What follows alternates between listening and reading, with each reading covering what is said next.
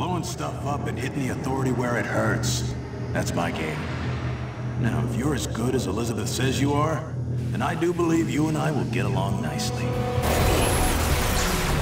With Rage, we've blown out the experience. We have a much larger world. We have very unique environments. We have various gameplay experiences. Rage is more than just a first-person game. It's a complete experience. We're known for making this straightforward action shooter, and we kept that. But then we added on top of it this deep and meaningful story.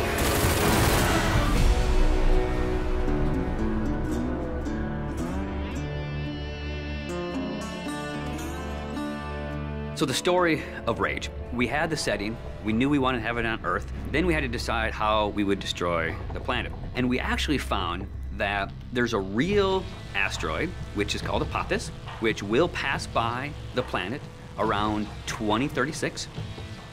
So in the fictional world of Rage, when the governments of the world discovered that Apophis would hit us and destroy most of civilization, they initiated a program called the Eden Project. So the game starts out where you are an Ark survivor. You are one of those people buried in 2036. Your Ark emerges from the ground 100 years later.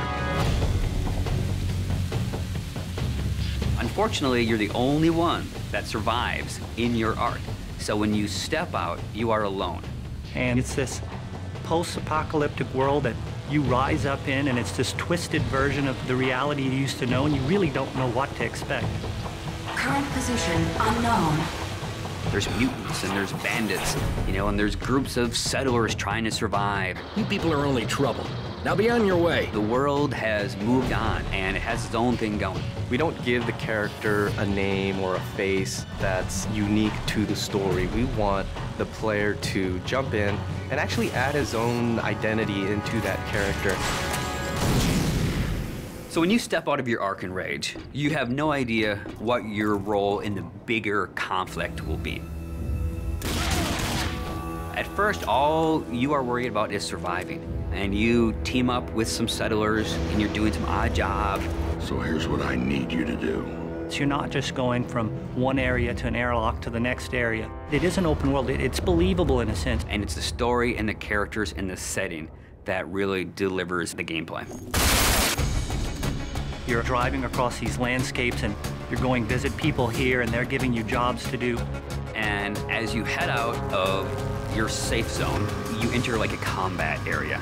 So you may find a handful of bandits with rocket launchers mounted on their cars. And as a player, if you wish to engage them, you can. If you wish to try to run and gun and get out of there, you can. Then the story starts unfolding, and you realize that these warring bandit clans, they all occupy a certain area of the wasteland. They own it. They'll attack you if you go in there and you don't look right. Then the same thing with the towns. If they don't know you, they're going to treat you like an outcast. Well, will you look here? A new face, a new body.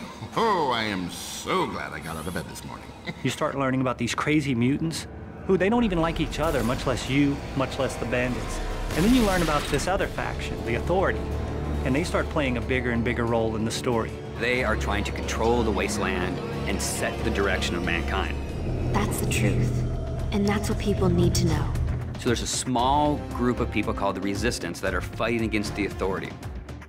The Resistance discovers you, and everyone knows that Ark survivors have a certain specialness to them. You got all those little computers racing around inside you. You know, as you move through the story, you become more important, and people start to take notice of you, so does the Authority.